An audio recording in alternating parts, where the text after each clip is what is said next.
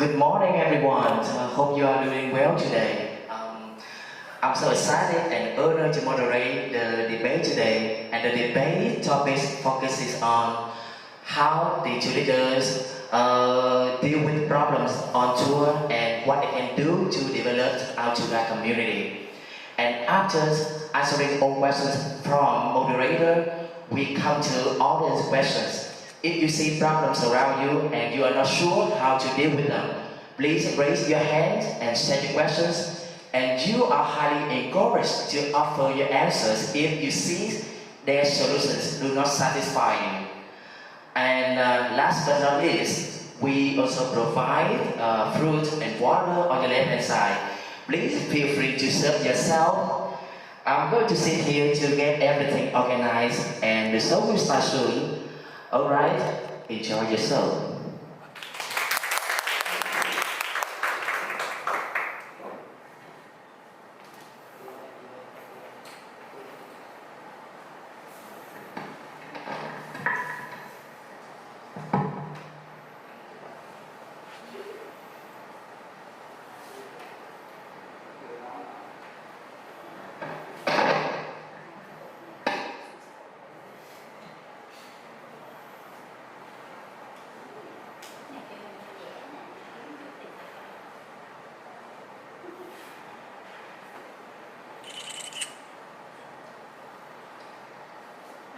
Good morning everyone from Discover Studio. I'm the moderator. Today I welcome you to the two leaders debate between Mr. Santolaki and Mr. Dang Van Thang, designed by Operation Team to look for best leader for our tour guide community. The debate will cover some major issues related to their experience in travel industry and how would they lead our tour guide community. All questions have not been shared to anyone to make sure they answers from their heart and their experience. During the debates, no loud speaking, no cheers, no boos, except right now, we welcome them to the stage, Mr. Dang Van Thang and Mr. Santolaki.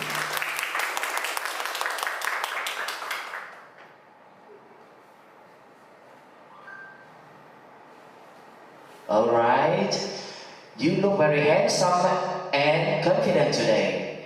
Before we start the show, please briefly introduce yourself. Mr. Thang first. Good morning. Sorry. Good morning, everybody. Yes, my name is Thanh. I worked this field for 19 years. As you know, now I'm the two leaders of this company. My father from the north of Vietnam and my mom from the Mekong Delta.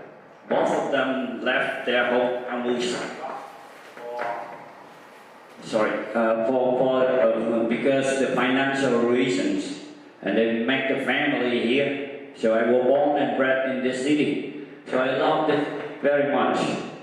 So I want to introduce this to everybody in the world. Especially I want to make this become famous to anyone who come sick to Vietnam. Thank you.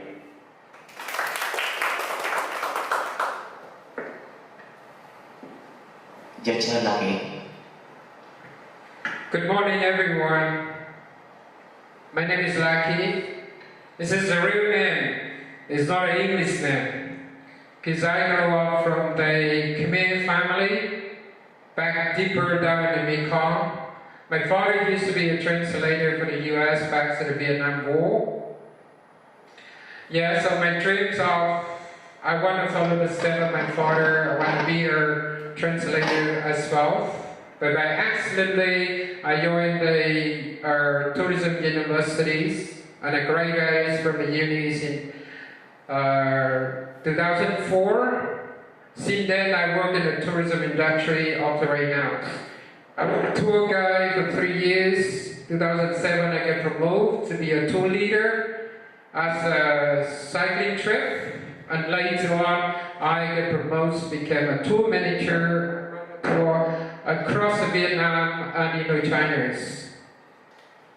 My dream, I really want to have the guide community, I really want to share my experience to all the new guys to develop their job.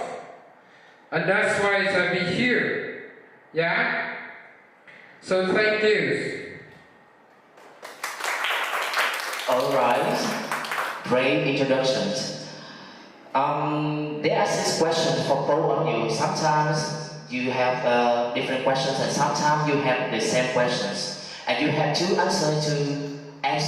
You have 2 minutes to answer each question. And after each question, you have 3 discussions. After answering to all questions from moderator, we will have the separate session for audience questions. Are you all clear? I've got it. Yes. Okay, let's start. So I will begin with the questions to you, Mr. Lucky.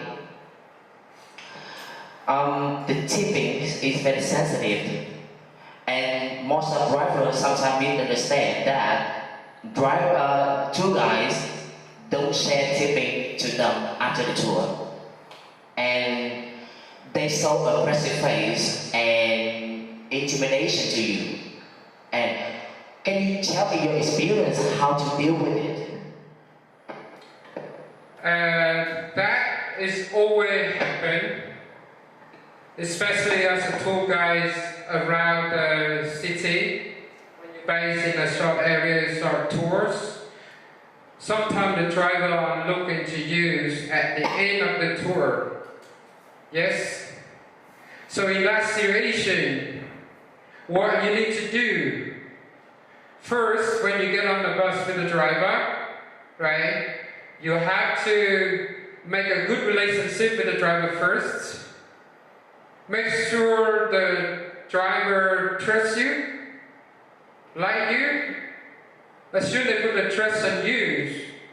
And at the end of the trip, like a day trip, at the end of the trip, you have to be honest to the driver, right? Have to be fair. But some situations happen, even you share 50-50. The driver still, want more. In that case, you have to tell the driver that, show the driver that you're already honest with the driver. If he still wants it, at some point you need to talk to the operation to tell the story and bring the story out.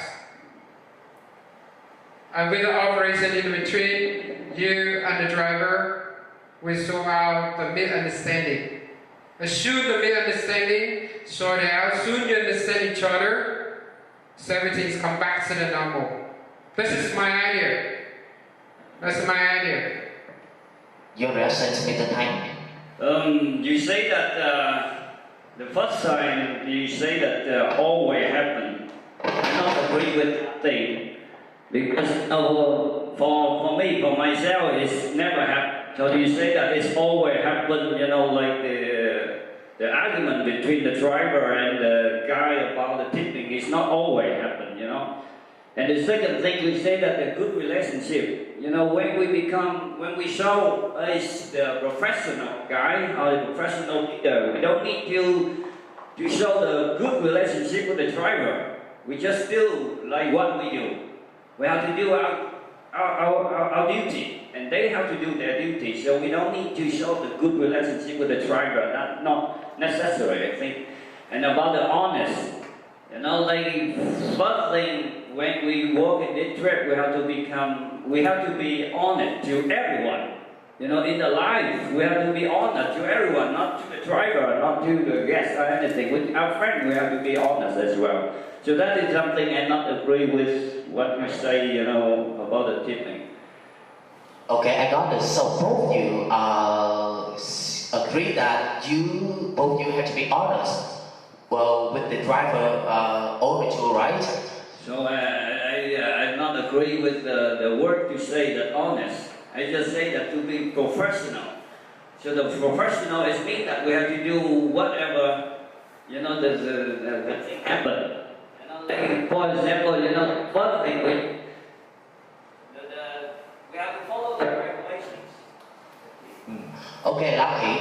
So, you say you had to be honest with driver and you build relationship with them. So from that point, so maybe you build trust between you and driver. So can you tell me how you show your honesty to driver and how driver can recognize your honesty all the way through?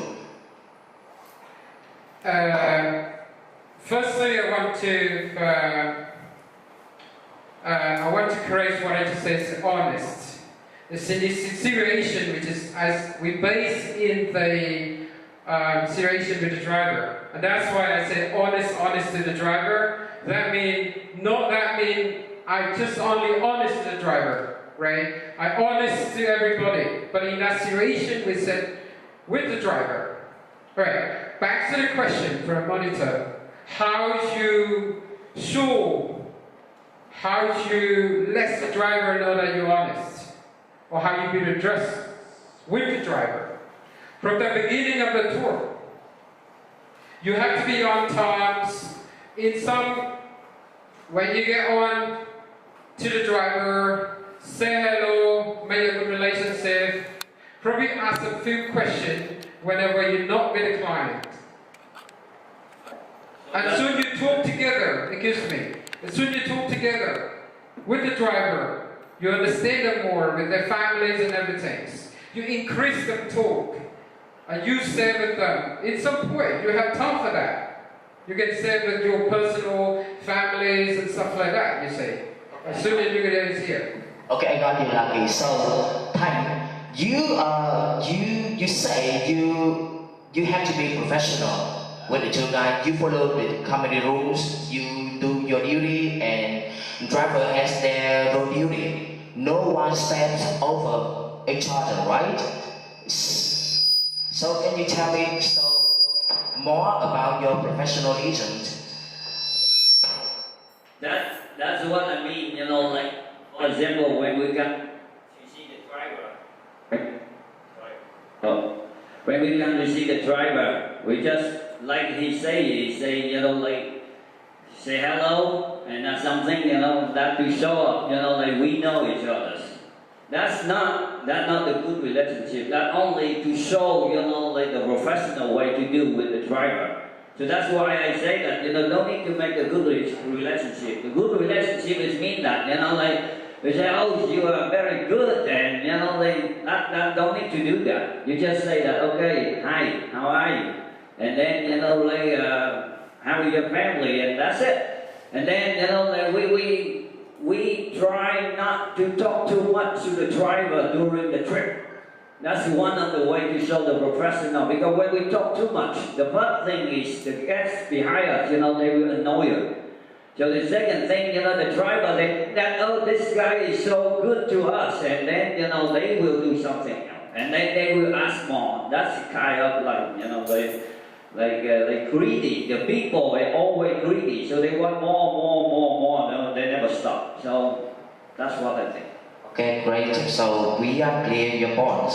So we have to move to the next questions. Driver is here again. Mr. Thanh, it's your turn. Driver keeps asking you to take land to a local shop for kickback. I mean a secret commission, which is not mentioned in the itinerary. If you don't follow his wish, he will make your job harder by picking you and blindsided, not in the right place. Showing impolite behaviors, what would you do with him in this case? This, most of the driver, they will ask us, go with him together with the guests, to some of the shop. And of course, they depend on, like we do. We don't need to go to everywhere like he said, because we just say that, there's no time. There's not enough time. If they say something, that's also like one of the reasons I tell you that we should not talk too much to the driver, because when we talk too much to the driver, and they will tell you, something else, not only, the good relationship during the time in the trip. So we can talk in, like in the lunch time or something, and during the time in the trip, we should not. And when he says something like that, and Of course, if we not follow them, they will make trouble for us. But I think in every job, there are the difficulty of that thing. Even if you make a cake in your house, you also find some difficult thing. So the difficult thing like that, you don't need like to do anything, but you have to stand it. For me, I will stand it, and then like for when we finish the trip, and then when we see another driver, it will be better. For that thing, it helps you training yourself, or your training, your inner strength in your body. So you don't need like to reply him or argue with him for that thing. That's my idea.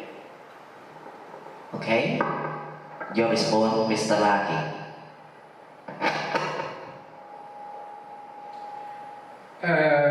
In that situation, the driver always want to stop at the shop, right, to get the commission.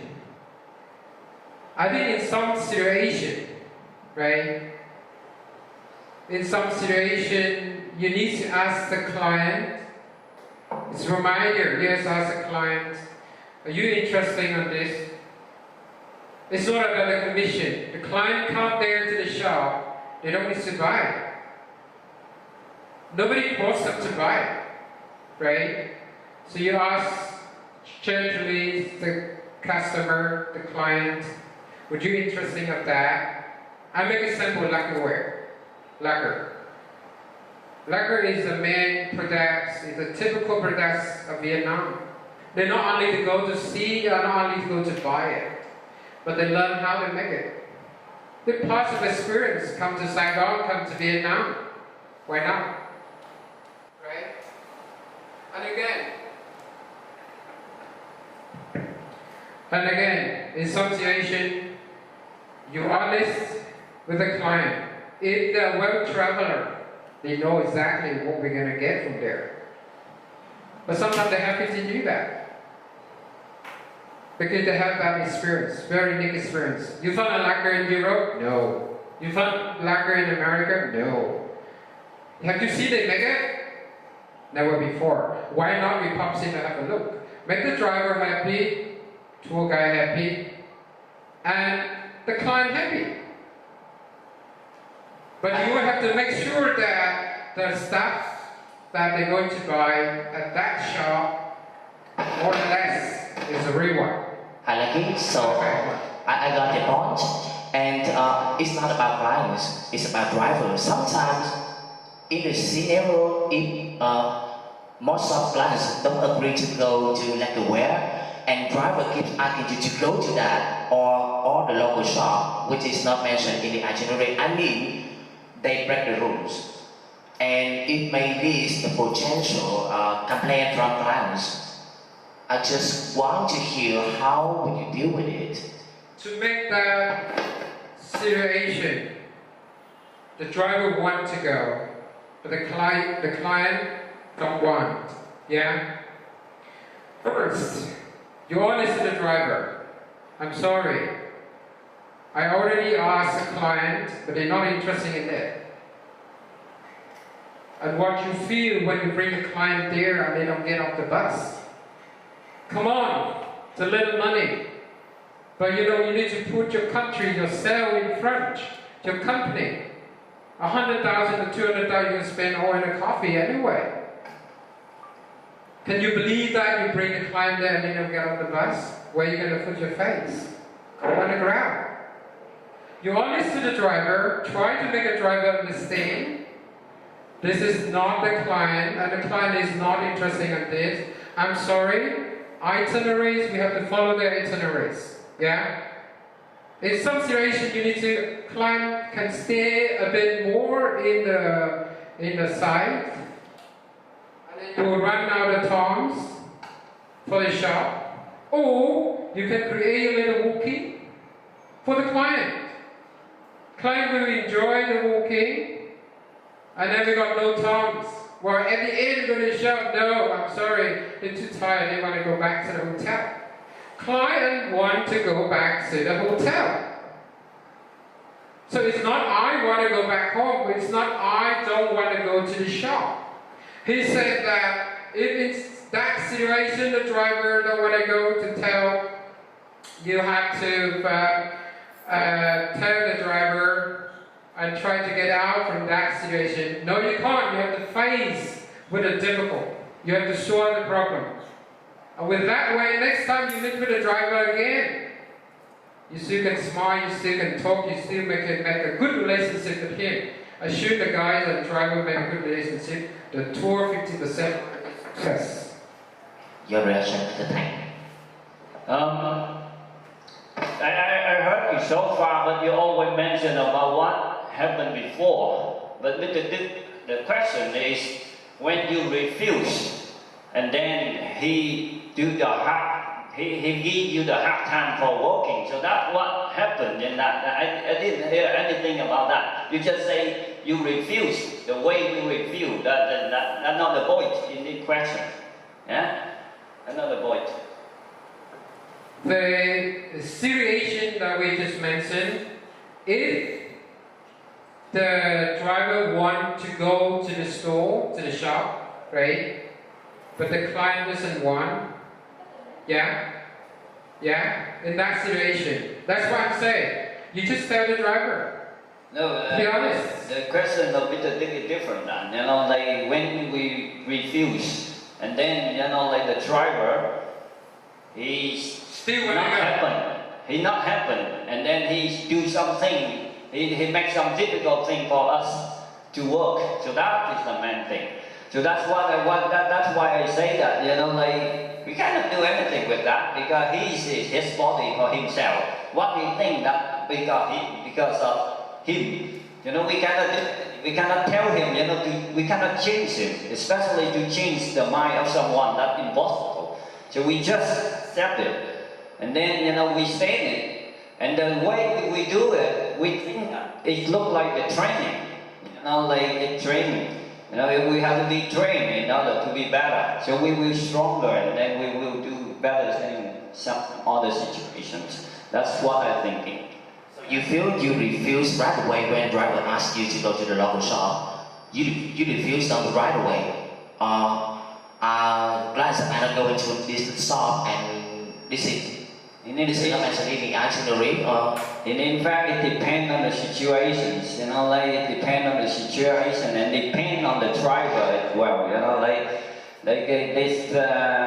it's not all the time to refuse, but again, this one will go back to the story of him from the beginning, from the first time. If the guest, happy, of course I will go, but like the question is, we don't want to take there. It means that the guests don't like it. So I never go there. I will refill them. I will refill them. I will tell them, with enough time, like I told them from the beginning, we have not enough time, or like something like that. We make the excuse. Okay, this sounds a safe plan. Okay, we go to the next questions. During the pandemic, if tourism resumes back and clients come back to Vietnam to travel, even if we have vaccines, but the vaccines are not widely inoculated to everybody. Can you tell us what is your safety and healthy guideline to keep our tour guides, clients, and communities safely from coronavirus? We have to stay home. We have to stay home up to right now 7 months.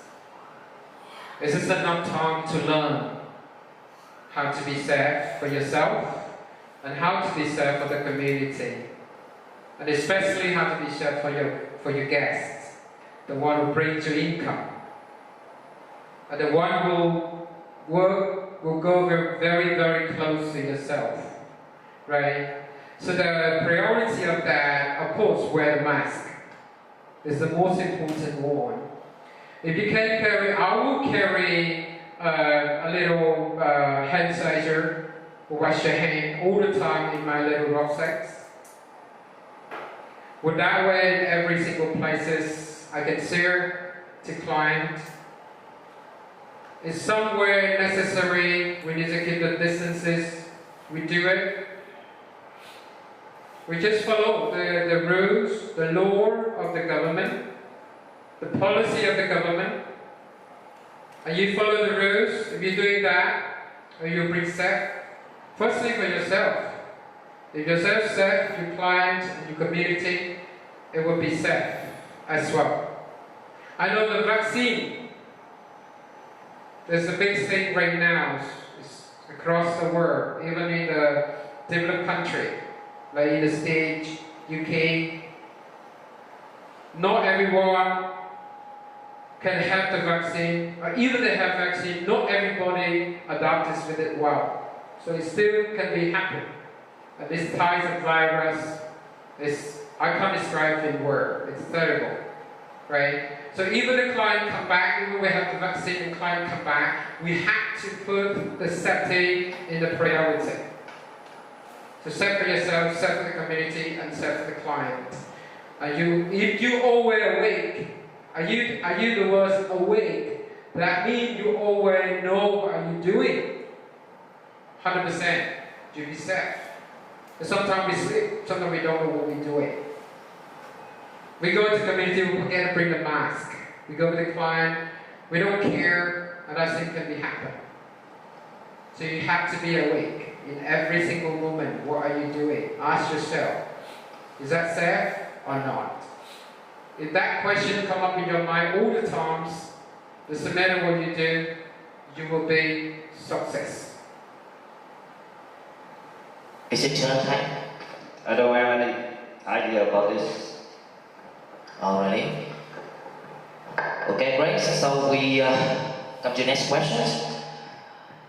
Mr. Tan, during the pandemic, a lot of tour guides are out on top. They have not found a suitable job to stay at home, don't know what to do beside housework. While some are struggling to survive, living paycheck to paycheck. As a tour leader, what can you do to help them mentally and financially?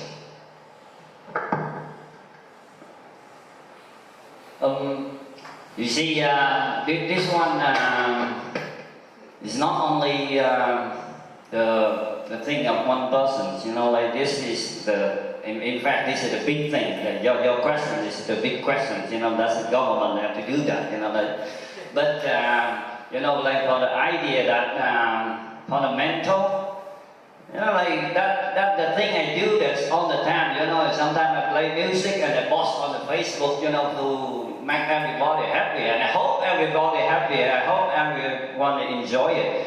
Someone they don't like that song, they may, you know, have like some laughing thing in their mind. Oh, this guy is just not good thing, something like that. You know, but they still, you know, like something in their mind. You know, you see mentally for that way. And you know, I just start up for a small business in my house, so that if someone want to do that, I can, you know, like share with them the experience, you know, like to do, you know, like the small cake, the Vietnamese cake with, you know, like pork. I see your dumplings. You make your dumplings and you post it very much on Facebook and Yellow, and yeah, it's very lovely to eat. Yeah, we love that. But anyway, you know, I mean that, you know, the way we do that, if we really want to do something, you know, like we pay attention in that thing, we will do it good. You know, for example, we do our job for a long time. You know, we become professional with that, but with the new thing. But we really pay attention. We give our whole mind to do it. You know, you will find something, even a very simple thing, but interesting. You know, like, you know, that's why, you know, I want to tell you the guy, you know, like the guy, like when they do something, even, you know, when they just clean the house, they think that they clean the house, so they will find something, you know, like maybe they find something.